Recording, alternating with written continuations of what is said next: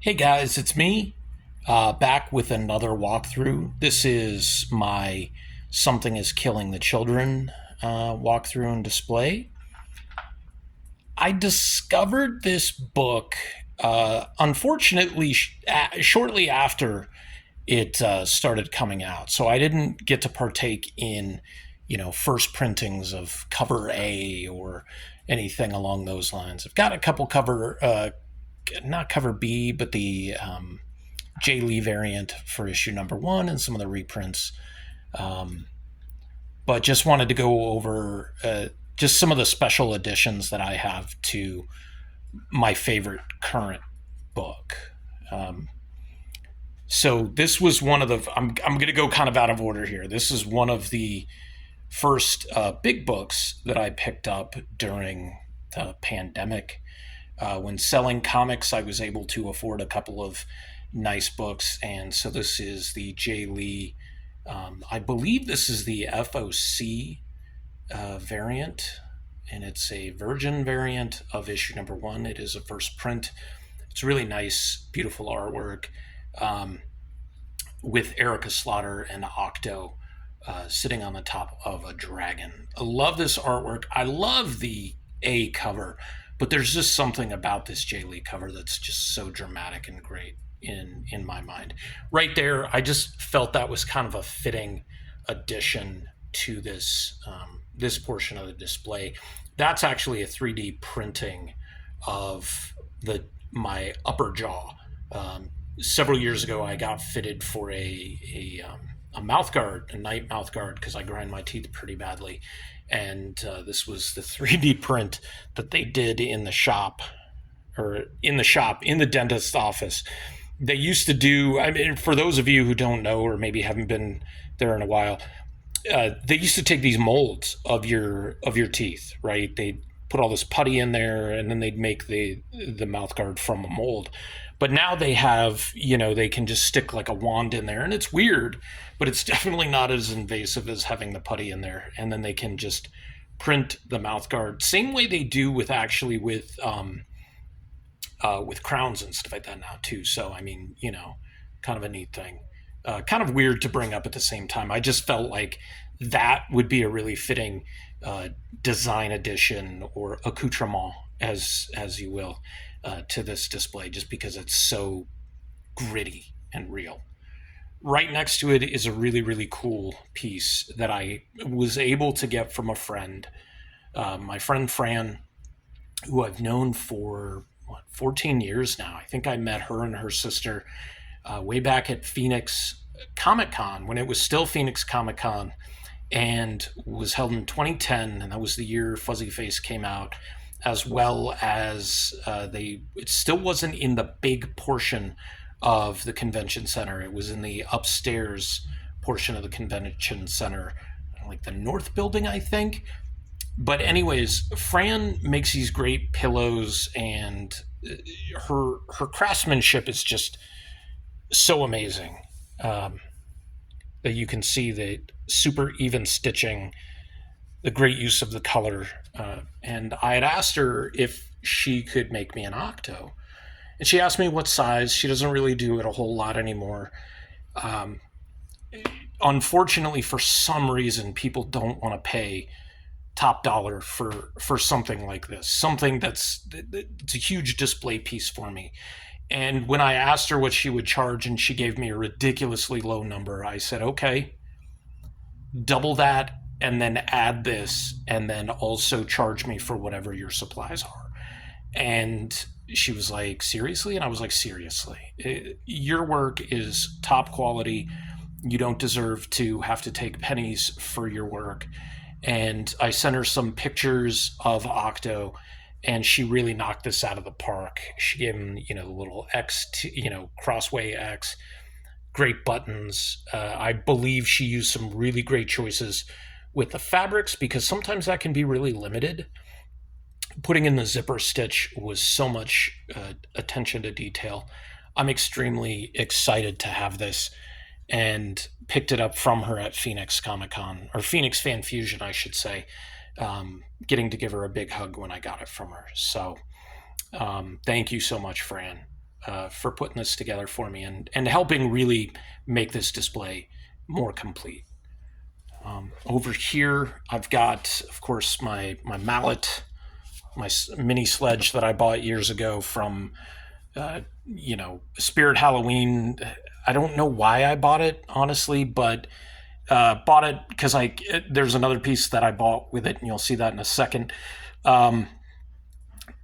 This is issue 23, the bloody die-cut mask variant, signed by Werther Dell'Edera, who is the artist, signed by James Tynion, who is the writer of Something is Killing the Children, and then signed by the cover artist, the variant cover artist, Jenny Frison. She's an amazing artist. This was a really cool piece. They've done some really great options for variants. There was the regular cover. There was the regular black mask cover. There's that didn't have the blood, and then the blood variant version. I believe there's also a white mask as well. But Erica Slaughter is a black mask monster hunter, and that means she hunts on her own. She's a solo hunter. The white masks hunt as a pack. And then here you have issue number 24. Incidentally, both of these are 9/8, which is one of the highest grades you can get if you're not familiar with the grading system. The only higher grades are a 9/9 or a Gem Mint Perfect 10.0. The grades themselves aren't the most important part. This is also one of the die-cut bloody variants for issue 24. Also, cover was done by Jenny Frison. This one is signed by James Tynion and the artist Werther Dell'Edera. Dell'Edera is one of those artists that I would love to have an original piece from. Just love the style that he uses with Something is Killing the Children. Muerto, the colorist, uses such an amazing palette that changes from warm to cold depending on what that scene calls for in the lighting. Everything is just done so well. It's a very unorthodox comic book style from what you're thinking about with respect to superheroes and bright colors and bold lines. A friend of mine said that she kind of thinks of Tim Sale when she sees the artwork. I can kind of see that, as well as Eduardo Risso. No shame in having those comparisons. Two fantastic artists who are legends in their own rights. But Something is Killing the Children is just something completely different. And it's super, super special. And I love these books, and I'm really glad that I've been able to get them, especially with the writer and artist, and then writer, artist, and cover artist as well. Up here, kind of wanted to do this one last, but they're right above, so I might as well just do this one here. As you can see, I have the skull that I bought years ago. I forget where I got it. May have been at a former place of employment called McFrugal's, which is now Big Lots, and of course Big Lots is closing, but has a little light in it. A little battery cell broke off years ago. It hasn't worked in a couple of decades, but that's fine. It's a great piece that goes along with this. This Phoenix Fan Fusion, one of the artists that I sought after was Brianna Garcia. She does like a very Disney princess style of artwork, and I felt like there were a couple of characters that would really mesh with that. Erica Slaughter being one of my favorite characters in comics. She's not far behind Nightwing Dick Grayson. That's super high praise for this character. And the style that she has is so much fun. It's very bold. It's very cartoony. It's very playful, which plays very opposite to the nature of this book. And she knocked this cover out of the park. Blank House of Slaughter #1. I don't know how many of these I bought. I bought a ton. She did a great piece with Erica Slaughter and, of course, Octo right there. Also a great price. To get this put all together was $80 for the art piece, and then another $20 for the verification, which no issues paying that. That's definitely worth it in my book.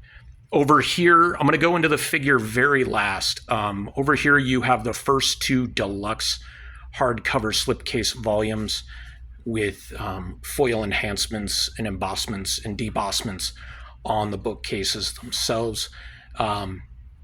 Those are things, one I picked up, well, both of them I picked up from Harley's Toys and Comics. One was picked up back when Harley's was at Tucson Mall back in a couple years ago. And then volume 2 I just picked up recently. So there's that. And then that sickle, that I picked up along with this hammer at Spirit Halloween before Tucson Comic Con 2019. So it's been 5 years. It's kind of cool as well. Again, I'll get back to the figure the very, very end. This was the first original piece big piece that I commissioned at a convention. This was last year at Phoenix Fan Fusion. Ariel Diaz, who's a variant cover artist, had a phenomenal cover. This is a phenomenal cover, don't get me wrong, but had one that was even more amazing than this, which I just couldn't afford. And so I got issue 28 variant. I think it was issue 30 that I was looking at or wanted to get. And I asked her about doing a remark. And so she did this remark, and she showed me some examples because I wanted a color remark. But when she showed me what she could do with black and white, and that it would be a considerably less cost, but still get the detail and the effect that I really loved that she produced, I went with it. And then immediately handed this over to Clan McDonald. This was before I was able to get my own witnessing and verification. They had this sent off and then sent back to me inside of like 4 weeks. And any of you who know anything about last year's Phoenix Fan Fusion, you can watch a video I shot a couple of months ago about using another facilitator from that same con. That took 7 months before I got all of my books back. So this came back within 5 weeks, and that included all the shipping and stuff. And then here is another piece I got from this year's Phoenix Fan Fusion. Of course, the cover artist of House of Slaughter #1, which is in the Something is Killing the Children universe. This is a Jay Lee black and white sketch variant, and with a beautiful deluxe remark of Erica Slaughter. I had seen a couple of other pieces that people had posted, and I believe it was actually even one of the example pieces that Clan McDonald had been posting for their gets, or what they could do to get something for you. And when I talked to Steven, he was like, you know what, man, if you're going to be there, you might as well just go up to him and talk to him and see what he can do for you. And first day, talked to Jay Lee. He was really nice. He was able to get this done before the end of the day. Super happy to have this in my collection, and just he's a legend as well. So having an original piece from him of one of my favorite characters of all time is pretty huge. And then very, very last, and certainly not least, and will be updated as well, because she's not finished, she's not perfect. There are some modifications that need to be made, because I'm not going to pick her up because there's parts of her that are broken that need to be repaired or replaced. This is my very own custom Erica Slaughter figure that I myself created over the course of several weeks and several months, using various tools and things that I hadn't used in years.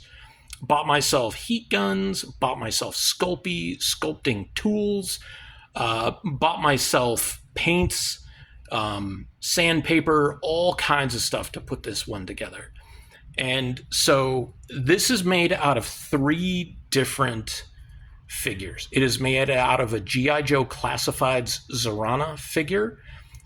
That's the head and the torso, and the upper legs.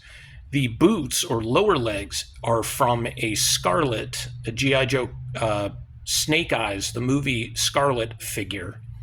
The ponytail is actually a Scarlet Snake Eyes, the movie Scarlet figure that I molded into place, but it's cracking out, which is why I also don't want to move her. I messed up the peg going into her right leg, so that would be this one over here.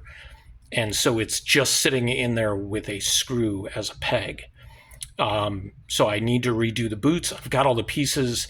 I also want to make some variant heads as well so that I can include these handmade masks that I cut some microfiber or moisture wick material and added the teeth using a little wire to paint them on. Not perfect, but they are pretty cool. The arms are, in fact, a King Valkyrie figure from Marvel Legends, and the hands are Zorana's hands as well. I added Zorana's figure has like the cutout portions on the side, so I decided to leave one open, sanded down the flaps or the cuts a little bit, and gave her some battle damage on the leg. On this side, of course, we went ahead and we sanded that down and got the paint job into place. The belt is pretty decent for what is needed, so it was basically sculpting the beater into place, sculpting the hair into place, and pinning the ponytail in place, and then giving her a good paint job and bloodying her up a bit.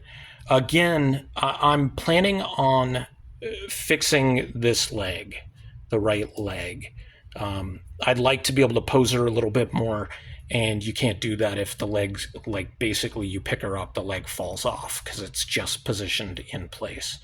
I'd also like to make some variant heads. I have 2 more heads, and one of them will get one of these masks put in place and glued in place, molded behind the hair, being molded over it, so that we can switch out the heads, and then try to do another blood-splattered face as well. Maybe not a blood-splattered face, but we still get those like big dark circles she has under her eyes, which is one of my favorite things about this character, is she's so haunted. There's nothing romanticized about Erica Slaughter. She's seen a lot of shit in her life. She's killed monsters. She's watched people that she's grown attached to die. She's watched people she's trying to protect die. And I really wanted to try to convey that. And I couldn't do so by sculpting, but I could do so by painting in those dark circles underneath her eyes to give her that 1,000-yard stare kind of thing going on. So this has been my walkthrough of my Something is Killing the Children displays. I got 4 shelves. I could easily probably shuffle some trade paperbacks down a little bit more and maybe add another shelf. Maybe I'll put some stuff up top once we get to that point. But right now we've got these 4 shelves and I really, really like them. If you haven't read Something is Killing the Children, in the comments, tell me your favorite horror comic and your favorite horror comic book creator, writer or artist, or both. I'll see you next time.